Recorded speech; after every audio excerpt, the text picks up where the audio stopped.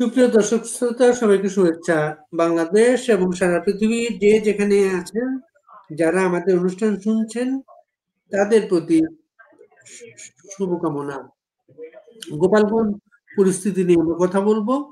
গোপালগঞ্জ পরিস্থিতি স্বাভাবিক হয় নাই এবং গোপালগঞ্জ পরিস্থিতি কিন্তু অবনতিশীল এবং গোপালগঞ্জ পরিস্থিতি স্বাভাবিক করার কোনো উদ্যোগ নেই, বরং গোপালগঞ্জকে নানাভাবে আক্রমণ করা হচ্ছে।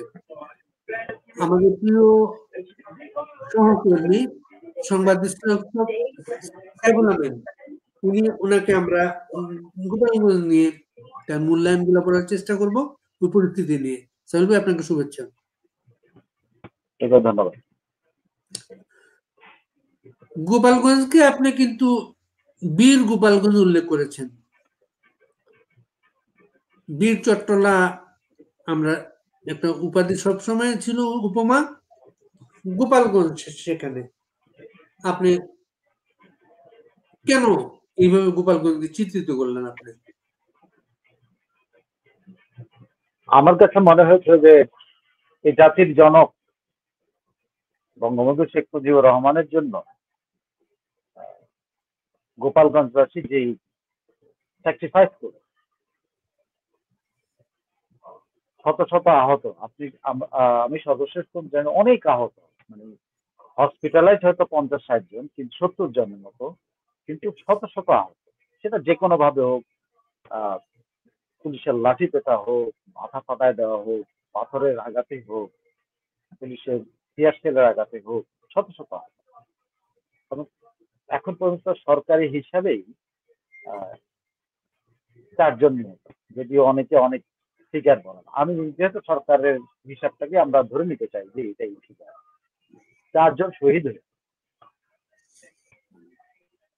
4 জন বীর শহীদ হয়ে জাতির জনক বঙ্গবন্ধু শেখ মুজিবুর রহমানের সম্মান রক্ষা। আর বীর চট্টলার আপনার সেই মাস্টারদা সূর্য সেন, সেই বিনোদ বিহারী, হ্যাঁ, প্রীতিলতা, চট্টগ্রামকে 4 দিন স্বাধীন রেখেছিল এবং ব্রিটিশ শাসকদেরকে অ্যাটলিস্ট 4 দিনের জন্য চট্টগ্রাম থেকে বাধ্য করে। 4 দিন পরে তারা পূর্ণ শক্তি নিয়ে ফেরত এসেছে। আর সেটাকে আমরা বীর চট্টলা বলে আজকে 100 বছরের কাছাকাছি আমরা সেটাকে স্মরণ করি। আর জাস্ট 2 দিন আগে আমাদের সামনে যেটা ঘটেছে, যেটা আমরা আগেরটা আমরা দেখি নাই, যেটা আমাদের সামনে ঘটে গেছে, সেখানে দখলদার বাহিনীকে 4 দিনের জন্য, আমার ধারণা চিরদিনের জন্য ওরা গোপালগঞ্জ থেকে বিতাড়িত, যারা বঙ্গবন্ধুর উপর আক্রমণ করতে চেয়েছিল, বাংলাদেশের স্বাধীনতার জনকের উপর আক্রমণ করতে চেয়েছিল, গোপালগঞ্জবাসী তার এই জাতির নায়ককে, এই জাতির জনকের সম্মান রক্ষার্থে নিজের জীবন। এবং আমার একটা বিশ্বাস, গোপালগঞ্জবাসী এটা অব্যাহত রাখবে এবং এই জাতির জঙ্গি খলনায়কদেরকে গোপালগঞ্জের জায়গা দেবে। সেটা 4 দিন না, বহুদিন। বহুদিন মানে কি, আমার ধারণা, আমার জীবদ্দশা, আমার আশা, আমার জীবদ্দশা এটা, গোপালগঞ্জবাসীকে আপনি বীর বলবো না, আমাদের যদি আমরা 4 দিন মুক্ত রাখার জন্য, যদি এই দেশ মুক্ত রাখার জন্য, যদি 4 দিন যদি আমরা আমাদের পূর্বপুরুষরা যদি চিরং স্বাধীন রাখতেন, স্বাধীন রক্ষা করবেন, তার জন্য যদি আমরা তাকে বীর চট্টলা বলি। এখানে তো আমাদের 4 জন শহীদ হয়েছে এবং তারা নিশ্চিত থাকেন যে ওই যে ব্রিটিশদের মতো সামরিক প্রহরা নিয়ে ছাড়া এই এলাকায় আর ঢোকার সাহস পাবে, ঢুকতে পারে। তো গোপালগঞ্জ আসলে বীর, পুরো বাংলাদেশ যা দেখাতে পারেনি তার জনকের প্রতি সম্মানের, জনকের সম্মানের জন্য যা দেখাতে পারেনি, যে ঢাকা কোটি কোটি মানুষের বসবাস, সেই ঢাকায় বঙ্গবন্ধুকে যেভাবে অপমানিত করা হয়েছে, তার বাসভবন ভেঙে ফেলা হয়েছে, ঢাকাবাসী বসে দেখে। আমিও একজন ঢাকার অধিবাসী বলবো না, আমি ঢাকা, আমি মাইগ্রেটেড ঢাকা। আমি লজ্জা ফিল করেছি যে বঙ্গবন্ধুকে কিভাবে অপমান করছে, যে দেশটা উনি দিয়েছেন, যার কারণে এই ঢাকাটা রাজধানী। বঙ্গবন্ধু বাংলাদেশ এনেছে বলেই তো ঢাকা রাজধানী। আমরা রাজধানীবাসী হচ্ছি, আমরা রাজধানীতে থাকি, রাজধানীতে আমরা হোয়াইট কালাররা থাকি, কত কিছু আমাদের। কিন্তু সেই রাজধানীবাসী বঙ্গবন্ধুকে ধারণ করতে পারে নাই, বঙ্গবন্ধুকে সম্মান করতে পারে নাই, বঙ্গবন্ধুর মান ইজ্জত রক্ষা করতে পারে না। এটা খুব দুর্ভাগ্যজনক ঢাকাবাসী এবং অন্যান্য জায়গাতে যেখানে বঙ্গবন্ধুর প্রতি অপমান করছে, বঙ্গবন্ধুর মুরাল ভাঙা হচ্ছে, বঙ্গবন্ধুর মূর্তি ভাঙা, ভাস্কর্য ভাঙা, তারা কেউ পারে না, যেটা গোপালগঞ্জ। তো আমি এই জন্য গোপালগঞ্জবাসীকে বীর গোপালগঞ্জবাসী, বীর গোপালগঞ্জ। আপনি বললেন যে তারা আর কখনো ঢুকতে পারবে না। তারা বলেছে তারা গোপালগঞ্জের প্রতিটা গ্রামে যাবে, প্রতিটা গ্রামে যাবে, মুজিববাদের কবর রচনা করবে, বাংলাদেশের হবে গোপালগঞ্জ। এবং তাদের একজন যিনি বিদেশ থেকে নানাভাবে উৎসাহ দেন, তিনি বলছেন গোপালগঞ্জে নাকি কেউ ঢুকলে বেরোতে পারে না, আমরা বেরিয়েছি, এটাই আমাদের সাফল্য। বেরিয়েছে কিসে করে? এটিসির গর্তের ভিতরে যে মাস্তান হাসনাতের চোখ রাঙানিতে আমরা সবাই মানে কত তটস্থ, সেই হাসনাতে পলায়ন আমরা যে গর্জিত আলম, যেটা মানে কি না করবো, কি বলে, আমরা 3.5 ফুট বা 4.5 ফুট এরকম বলি না, বা কি 4.5 হাত এরকম বলি না, যে একটা সাইজের একটা ইয়ে, যার হুঙ্কারে জমিদার সন্তান, জমিদারের নাতি নাতি তার পলায়ন আমরা দেখি, যারা মহানায়ক বলে অভিধা দিয়েছে, হ্যাঁ, তার পলায়ন আমরা দেখি, কাপুরের সাথে পলায়ন দেখি। তারা আবার আসবে গোপালগঞ্জের, তারা তো গোপালগঞ্জ দূরের কথা, আপনি ফরিদপুরে তারা কি করেছে? ফরিদপুরে 4টা এটিসি বা ওই সাজোয়া যান দিয়ে ঘেরাও করে 1,500 পুলিশ মোতায়েন করে ওইখানে এই 100-150 জনের উদ্দেশ্যে সমাবেশ করে। তারা গোপালগঞ্জে আসার যোগ্য, ফরিদপুরেই তারা দাঁড়াতে পারেন। তাদেরকে যদি পুরো 1,500 অতিরিক্ত পুলিশ, আপনি জানেন তাদের ভালোবাসা, তাদের পছন্দের যে টেলিভিশন নেটওয়ার্ক আল জাজিরা লিখেছে যে পুলিশের প্রেজেন্সে তারা সমাবেশ করে, এবং 1,500 পুলিশ মোতায়েন করা হয়েছে শুধু তাদের। তাহলে আর আর্মি তো আছেই, বিডিআর তো আছেই, পুলিশ তো আছেই, আনসার তো আছেই। আর তাদের তাদের ভাড়া করা, আপনি নিশ্চয়ই দেখছেন গোপালগঞ্জে তাদের ভাড়া করা সাবেক পুলিশের পুলিশের কর্মকর্তা, সাবেক আর্মির কর্মকর্তারা, তাদের আপনি ছবিগুলো দেখেছেন কি?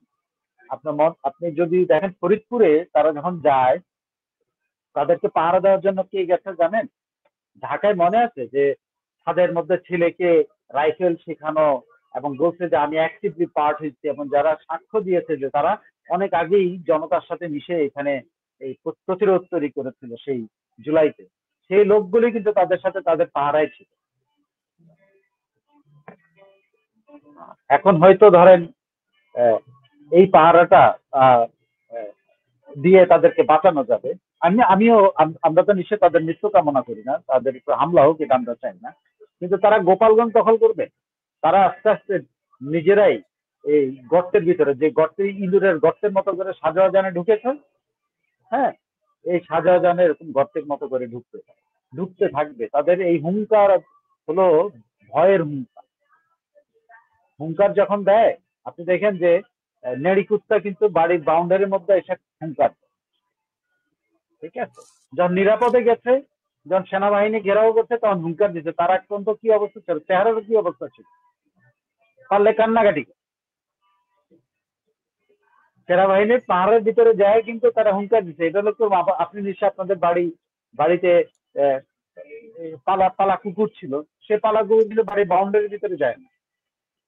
সেই পালা কুকুর কিন্তু বাড়ির বাউন্ডারির ভিতরে বাইরে যায় না, বাউন্ডারির ভিতরে থেকে চিৎকার চেঁচামেচি করতে থাকে। ওরা তো তাই করেছে। ওরা সেনাবাহিনীর পাহারায়, পুলিশের পাহারায়, 1,500 লোকের পাহারায় 150 লোকের সমাবেশ করে তাদের হুঙ্কার নিয়ে আপনি কথা, আমরা যে কথা বলি এটাও অন্যায়, বুঝছেন? আমরা খামোখাই তাদেরকে পাতাই। যে যে 4 জন শহীদ হয়েছেন তাদেরকে আমরা একটা ভিডিও ফুটেজ দেখেছি, সেনাবাহিনী দাঁড়িয়ে থেকে বিনা পোস্টমর্টমে তাদেরকে কবর দিতে বাধ্য করা হয়েছে। আর পুলিশ দাবি করেছে জনতা, উচ্ছৃঙ্খল জনতা পোস্টমর্টম করতে দেয় নাই, ছিনিয়ে নিয়ে গেছে। মানে এই ঘটনাগুলো বিচার হবে না। হবে কেন হবে? কোনো কিছু পার পায় না, অন্যায় কোনোদিন পার পাবে না। বঙ্গবন্ধুকে হত্যা করে জিয়াউর রহমান ইন্ডেমনিটি অধ্যাদেশ দিয়ে হত্যাকারীদের বাঁচানোর চেষ্টা করেছে না? 2/3 পার্লামেন্টের 2/3 ইয়ের ভোট দিয়েই তো সেই ইন্ডেমনিটি অধ্যাদেশ তার থেকে বেশি বোধহয় ভোট পড়েছে। পারছে?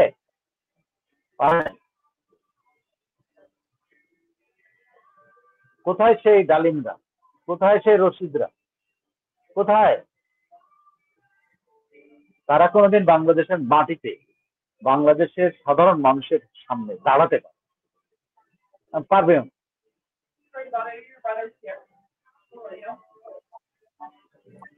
আমি গোপালগঞ্জের কাউকে খুঁজছি, কন্ট্যাক্ট করতে পারছি, যদি সর্বশেষ পরিস্থিতিতে জানা যেত।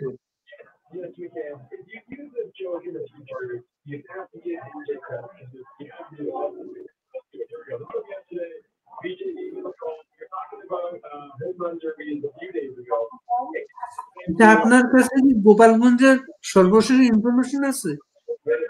হ্যাঁ, আমার কাছে যেটা, আমি যে আর এই মুহূর্তে আমাদের উপজেলা থেকে এক গ্রামের কথা জানলাম 6 জন নিয়ে গেছে, তুলে নিয়ে যাচ্ছে সবাইকে।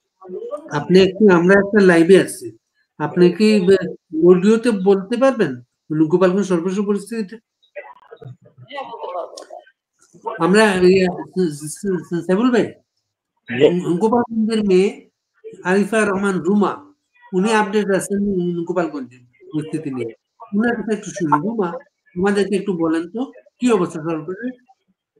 জি, আমি গোপালগঞ্জ শহরের ভিডিও অলরেডি ফেসবুক পোস্ট করেছি। সেখানে সেনা সদস্যরা বিভিন্ন জায়গায় যাচ্ছে এবং আমি শুনেছি যে যাকে পাচ্ছে তাকে তুলে নিয়ে যাচ্ছে।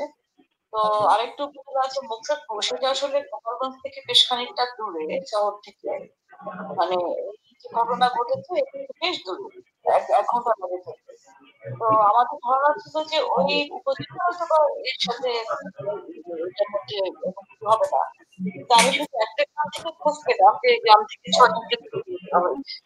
ওখানে খুবই একদম ধীর পায় সেনা সদস্যরা, পুলিশরা প্রতি বাড়ি বাড়ি যাচ্ছে ঘিরে ফেলে, এবং এলোপাথারি, মানে কোনো নির্দিষ্ট ব্যক্তিকে কিন্তু তারা নিচ্ছে না, যে কারণ আমি যাকে পাচ্ছে তাকে আসলে তুলে নিয়ে যাচ্ছে পুলিশদেরকে। এটা হচ্ছে। এবং একজন ভ্যান চালক যিনি গুলিবিদ্ধ হয়েছিলেন 16 জুলাই, তো তার রক্ত যে আমি সোশ্যাল মিডিয়াতে একটা পোস্ট দিয়েছিলাম 1 ঘন্টা বা 1.5 ঘন্টা আগে, আহ মারা গেছে, শহীদ হয়েছে। ওনার নাম কি? ওনার নামটা কি? রমজান মুন্সি। রমজান মানে কি আরেকজন মারা গেছে আগে? সেটা হচ্ছে, হ্যাঁ হ্যাঁ, সে হচ্ছে শহরে, ওদের বাড়ি কোটালীপাড়া, সে শহরে থাকে। সে হচ্ছে ছেলে, যার বয়স মাত্র 18। আর এই রমজান মুন্সি ছবি করেছে, তার আইডি কার্ডটা ওখানে বাকি 4 জনের কিন্তু পোস্টমর্টম ছাড়াই দাফন করা হয়েছে, আপনি হয়তো জানেন। আর রমজান মুন্সি যেহেতু ঢাকা মেডিকেলে, এর পোস্টমর্টম সম্ভবত করা হবে, তো তার আইডিটা পেলে আমাকে পাঠাবে বলে জানিয়েছে। গোপালগঞ্জে যেতে পোস্টমর্টম করা হয় নাই, পুলিশ বলেছে জনতা ছিনিয়ে নিয়ে গেছে, পোস্টমর্টম করতে দেয় না। এটা কি না না, একেবারেই না। আপনার বোধহয় একটা ছবি বা ভিডিও দেখবেন অনলাইনে, সেটা হচ্ছে যে একদম পুলিশ প্রহরায় খুব তড়িঘড়ি করে তাদেরকে দাফন করা হচ্ছে এবং সেখানে কোনো লোকজন নেই। আমাদের পাড়ার একটা ছেলেকে মেরে ফেলেছে সাহা, তার পাশের বাসার কৃষকগুলো কিন্তু মাটিতে শর্ত রাখতে যাবে, সেই সাহস কারণ নেই। একটা মৃত্যু ঘটনা গোপালগঞ্জ মানে ভয়ঙ্কর ঘটনা আপনি সত্যি একাত্তর হার মানিয়েছে। তার সহযোগী তাদেরকে রাস্তাতে জাস্ট কিছু বিকৃত ভাষায় নিষেধকার করবার জন্য গোপালগঞ্জে যে পরিমাণ হত্যাযজ্ঞ সে চালিয়েছে এবং চালিয়ে যাচ্ছে, মানে পরবর্তী কার্যক্রম আজকে পর্যন্ত যা হচ্ছে আমরা এটা কোনো যৌক্তিকতা কোনো মানে পাচ্ছি না।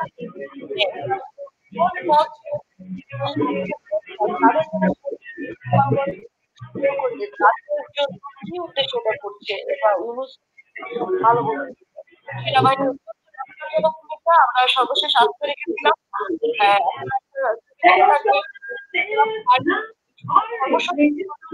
You guys take advantage of everything on weekend, everything on sunny, clear day, and that's exactly what we got going on today. Just wow, kind of in here. We're not doing much right now. And it's just a beautiful evening. I'll tell you what's going down right now. Saskatoon, the most iconic party, Saskatoon Walk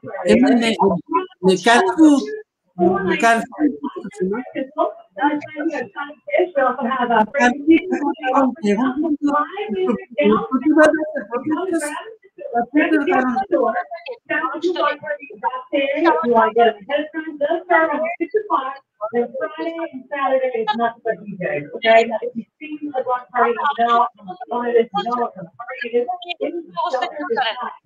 of last year, all right? It is set right in the downtown Saskatoon, and it's definitely one of the things you want to be a part of this summer.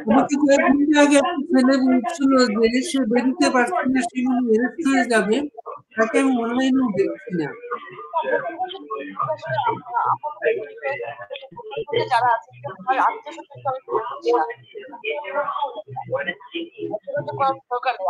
অন্যভাবে খোঁজ পাচ্ছি, ধরেন এই মহিলাদের কাছ থেকে খোঁজ পাচ্ছি, বয়স্ক মহিলাদের কাছ থেকে খোঁজ পাচ্ছি। এটা আপনাদের কিন্তু কোনো সদস্য আত্মীয়-স্বজন তাদেরকে অনেক ধন্যবাদ রুমা, আমরা আপডেটটা জানলাম।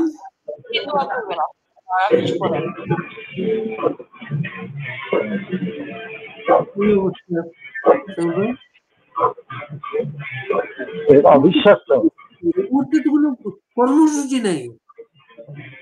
এটা অবিশ্বাস্য যে সেনাবাহিনী এইভাবে গণহারে, আমি জানি না প্র্যাকটিক্যাল একদম আমরা তো দেখছি না, কিন্তু সেনাবাহিনী যদি এগুলো করতে থাকে বা পুলিশ যদি এটা করতে থাকে তার মানে কি দাঁড়াচ্ছে? তার মানে আসলে বাংলাদেশ যে আসলে অন্য হাতে চলে গেছে এটা তার বুঝতে পারে না। সেনাবাহিনীও অন্য হাতে চলে গেছে, এখন আর সেনাবাহিনীর কাছে নাই।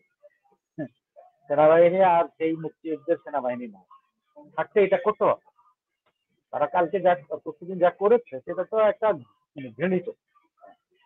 তো অবশ্যই সেনাবাহিনী তো অনেক কাজ করেছে, আপনি নিশ্চয়ই মনে আছে ট্রাক উঠিয়ে দেওয়া ছাত্রদের উপরে, এই সেনাবাহিনী তো। এবং আমাদের ফরহাদ মজার ভাই বলতেন, কবিতা লিখতেন, বিশাল কবিতা, লেফটেন্যান্ট জেনারেল ট্রাক। সেনাবাহিনীকে যদি আপনি বলেন উনার প্রথম 4 লাইন এবং পরের 4 লাইন আমি একটু যদি বলি, সেনাবাহিনীকে উনি কি বলেছেন না, আজকে যে সেই সেনাবাহিনীকে উনি ভর করতে চান।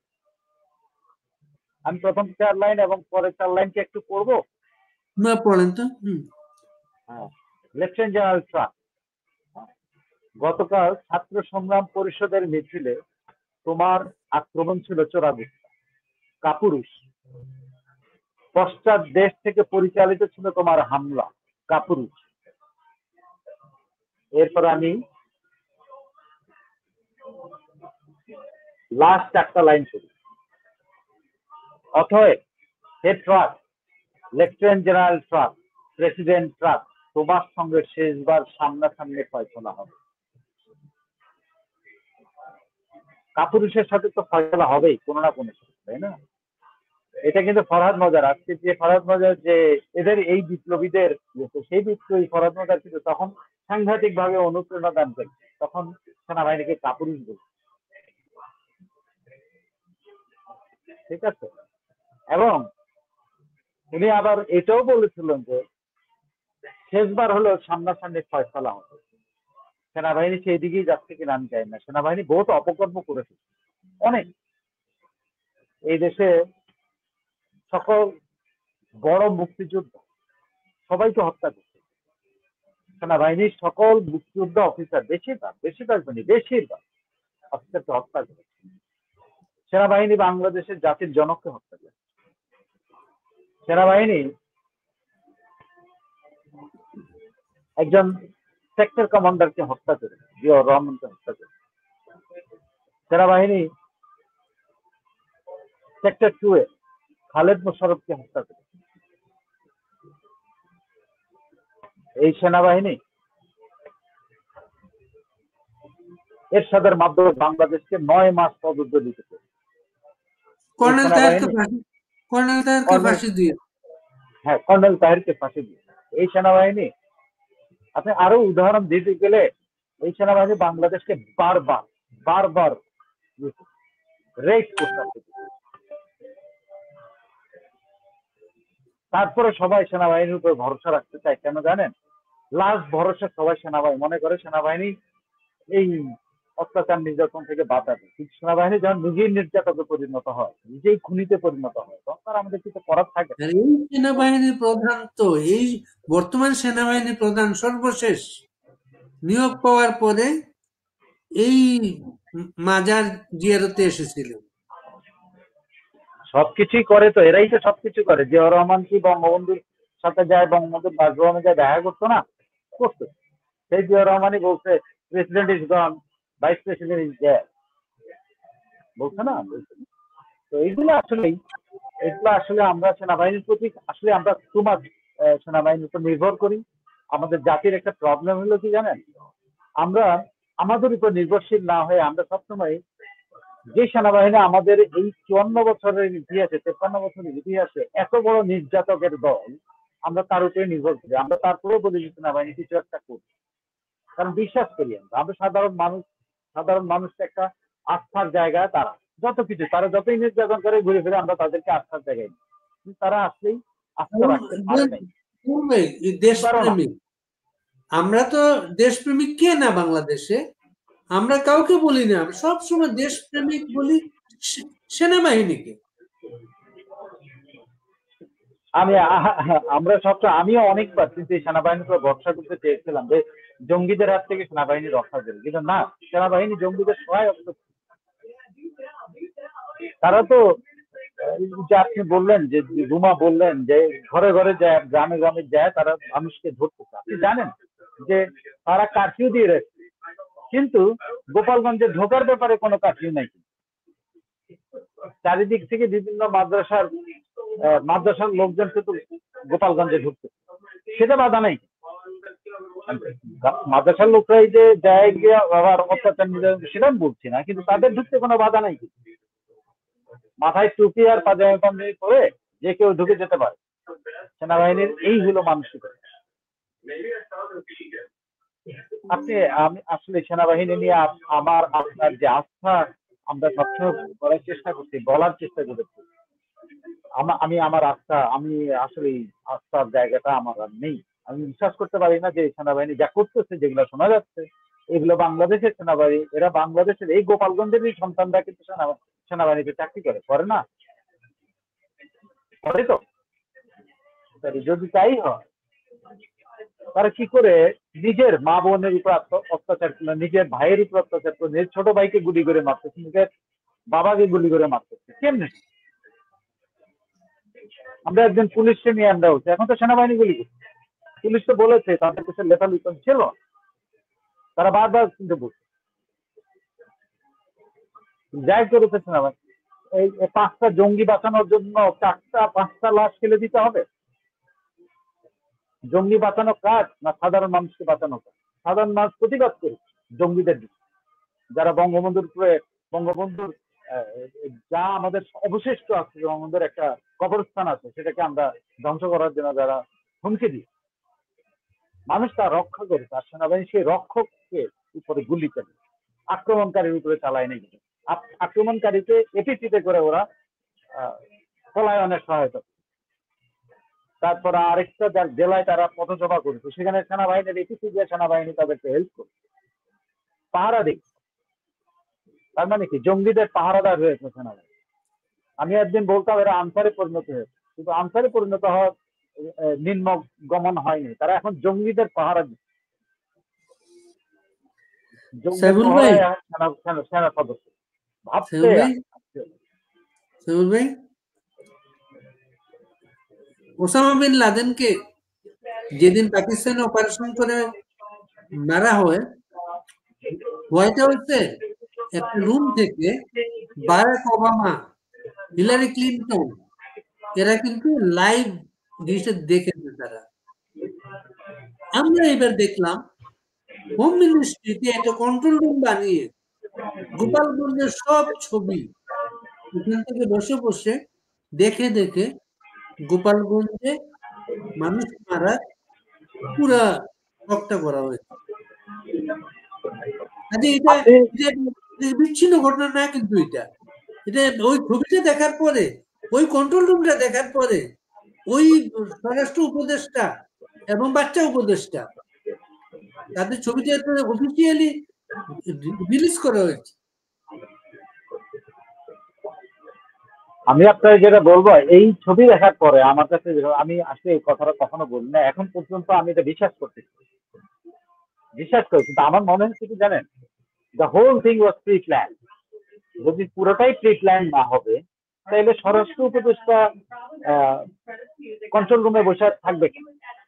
আর তারপরে নাহিদদের সাথে সঙ্গী বাচ্চা উপদেষ্টা ওই কন্ট্রোল রুমে বসে থাকবে কেন যদি প্রি প্ল্যান না হয়? তার মানে এটা প্রি প্ল্যান ছিল। তারা যে মার্চ টু গোপালগঞ্জ ঘোষণা দিয়ে তারা কিন্তু এটাকে তাদের একটা টার্গেটে পরিণত করেছিল, যে কোনো ভাবে হোক বঙ্গবন্ধু মাজার পর্যন্ত তারা পৌঁছে যেতে তারা চেষ্টা করবে। তাদের একটা প্ল্যান ছিল, সেই প্ল্যানটা ভেস্তে দিয়েছে গোপালগঞ্জে বীর গোপালগঞ্জ। সেটাতে হতাশ তারা, এতে কোনো সন্দেহ নাই, কিন্তু আপনি কি এটার মধ্যে কোনো প্ল্যান খুঁজে পান না? আমার কাছে মনে হয় একটা প্ল্যান ছিল তার, এখন সেই প্ল্যান তারা বাস্তবায়ন করতে পারেনি। জনগণ বাধা দিয়েছে, জনগণ এটা প্রতিহত করেছে নিজের জীবনের বিনিময়ে। সেনাবাহিনী ছিল এর সহকারী ভূমিকা, এর চেয়ে দুর্ভাগ্যজনক আর কিছু। 16 জুলাই, 16 জুলাই তাদের তো একটা প্রোগ্রাম আসছে, 16 জুলাই গোপালগঞ্জে করতে চেয়েছে তারা।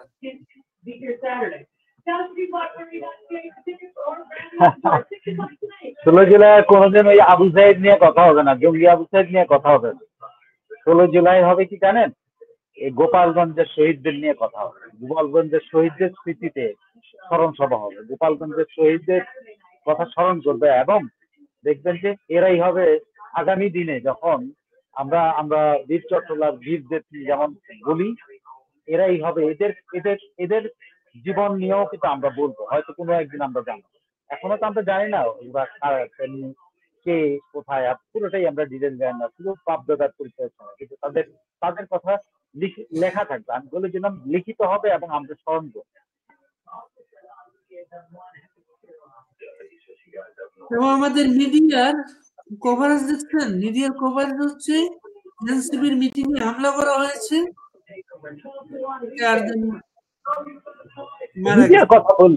মিডিয়ার কথা বললাম, মিডিয়া সারা জীবনই এমন। আপনি মিডিয়া কোন সময় রোল প্লে বলেন তো? মিডিয়া তো সবসময় বুদ্ধিবীচীদের হাতে, বুদ্ধিজীবী আমি বলি না, তাকে বুদ্ধিবীচী বলি, বুদ্ধিজীবীদের হাতে, প্লাস মালিকদের হাতে, প্লাস প্রশাসনের হাতে। যখন যে আছে যার যার যার মাথায় ছাতা ধরা দরকার সেদিকে ধরছে, কিছু কিছু একটা এদিক সেদিক। আপনি না হলে 4 জন মানুষ নিহত হয়েছে সেটা লিড নিউজ হওয়ার কথা, নাকি ওই কোথাকার কোন অর্থনীতির নিউজ লিড হওয়ার কথা? তাই করা হয়। এইগুলা নিয়ে আসলে আমরা হতাশাই ব্যক্ত করতে পারবো। আমাদের কোনো হতাশা ব্যক্ত করা আমাদের কাজ না, আমার মানুষকে স্পিরিটেড করা। এই বিষয়গুলো আমরা যত বেশি হতাশার কথা বলবো তাতে মানুষের স্পিরিট হারাবে।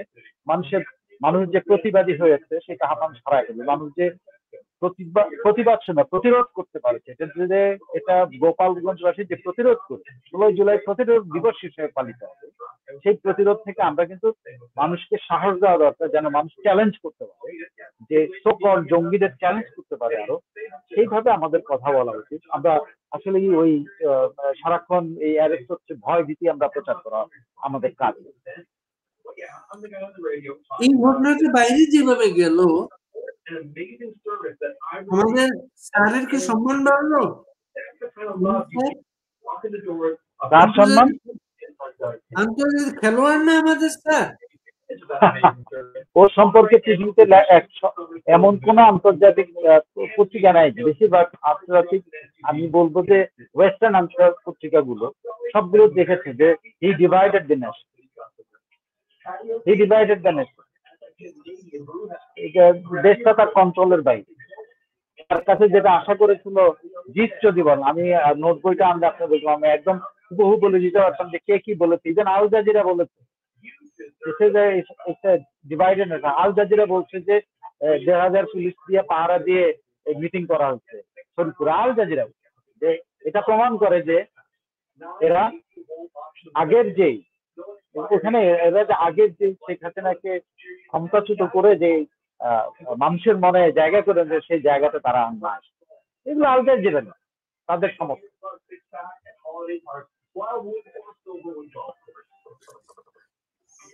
আমাদের এখানে প্রচুর লোক লিখছেন, বাংলাদেশে সকাল হয়ে গেছে, তারপর দেখছেন তার সবাই।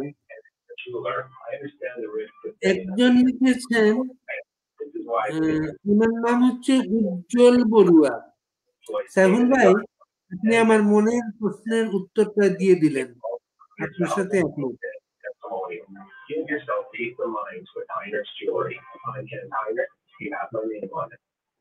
আরেকজন লিখছেন, সেনাপ্রধান ওয়াকার দেশদ্রোহীদের পাহারা দেয়। জঙ্গি পাহারা। আমরা আসলে একই কথা তো বারবার বলবো, গোপালগঞ্জের মানুষের জন্য আমরা কি করতে পারি? প্রার্থনা করবো না কি করবো? সাহস দাও ছাড়া আমাদের আর কি করার আছে? দূর থেকে আমাদের সাহস দিতে হবে যেন তারা আরো সাহস, তারা যেন আরো সাহস হয়। কারণ অত্যাচারিতকে দৌড়ানোর জন্য সাহসের বিকল্প। অত্যাচারিতের কাছে যদি মাথা নত করে ফেলে তাইলেই সে অত্যাচারীদের সাথে তারা যেভাবে বুক উঁচিয়ে মানে বুক ইয়ে করে যারা তারা যে মাথা উঁচু করে যে ফাইটটা করেছে অত্যাচারীদের বিরুদ্ধে, অত্যাচারের বিরুদ্ধে, তাদের এই ভূমিকাটা অব্যাহত রাখতে হবে এবং তাদেরকে অনুসরণ করুক সারা বাংলাদেশের মানুষ। এতে আমরা এটাই বলতে পারি। এর থেকে বেশি আমরা তাদেরকে কি করতে পারি? আপনি আমাদের দরবেশ, এই আমলের দরবেশ ফরহাদ মাজারের আমি এখন রুদ্র মোহাম্মদের কবিতাটা একটু নিয়ে আসতে চাই। সশস্ত্র বাহিনীর প্রতি দাও, নিজেকে প্রশ্ন করো, তুমি কোথায় যাবে? রাইফেল তাক করে আছো মানুষের দিকে, সঙ্গীত লুকিয়ে আছো ধূর্ত নেকড়ের মতো, পায়ে হেলমেট ঢেকে আছো তোমার হাত সংগঠিত তোমার ঝড়, তোমাকে ঝড়, তোমার বুলেট মানুষের দিকে বুক লক্ষ্য করে ছুটে যাচ্ছে, তোমার বুলেট মানুষের মাথার দিচ্ছে, তোমার বুলেট মানুষের হৃৎপিণ্ড স্তব্ধ করে দিচ্ছে। তুমি গুলি ছুটছো মানুষের দিকে, যে মানুষের মধ্যে কেউ একজন তোমার ভাই, যে মানুষের মধ্যে কেউ একজন তোমার পিতা, যে মানুষের মধ্যে কেউ একজন তোমার বোন, যে মানুষের মধ্যে কেউ একজন তোমার ছেলে, সেই মানুষের দিকে তোমরা টার্গেট প্র্যাকটিস করছো। দাঁড়াও, নিজেকে প্রশ্ন করো, কোন যাবে? প্রকৃতির ভেতরে তাকাও, আলো এবং অন্ধকার দুটি পক্ষ। নিঃস্বর্গের ভেতরে তাকাও, দেখো পানি এবং মাটির দুটি পক্ষ। পৃথিবীর ভেতরে তাকাও, দেখো শোষিত আর শোষক দুটি পক্ষ। মানুষের ভেতরে তাকাও, দেখো প্রকাশী এবং কোমল দুটি পক্ষ। দাঁড়াও, নিজেকে প্রশ্ন করো, কোন পক্ষে যাবে? ওদেশে ৮০ যোগ ৫ জন এখনো ক্ষুধার্ত প্রাণী, অর্থাৎ এখনো মানুষ নয়, তারা এখনো মানবেতর, তারা এমনকি দারিদ্র নয়, দরিদ্র সীমার নিচে। কি প্রাসঙ্গিক তাহলে? হ্যাঁ, কবে লিখেছেন রুদ্রে? কি প্রাসঙ্গিক এখন বলুন? এখন পর্যন্ত নিশ্চয়ই ৮০ দিকে, ৮০-৮২ দিকে। হ্যাঁ বাড়ি ভাই, তো অনেক ধন্যবাদ সাহেল ভাই, সবাইকে শুভেচ্ছা। আসলে আপনাকেও ধন্যবাদ। আমরা আসলে বড়ই একটা কি বলবো, আমরা বহু দূরে থাকি, দেশটাকে ফিল করি, দেশের কষ্টটা আমরা ভুলি। ভালো থাকবেন সবাই। সবাই ভালো থাকবেন, সবাই নিরাপদে থাকবেন, সবাই পরিবারকে নিরাপদে রাখবেন এবং পারলে আপনার প্রতিবেশীকেও নিরাপদে রাখবেন। কারণ বাংলাদেশ এখন শকুনের দৃষ্টি পড়েছে বাংলাদেশে। সেটা থেকে আপনার পরিবারকে বাঁচান, পরিবারকে রক্ষা করেন, প্রতিবেশীকেও পারলে রক্ষা করেন। ভালো থাকবেন সবাই। অনেক ভালো থাকবেন সবাই।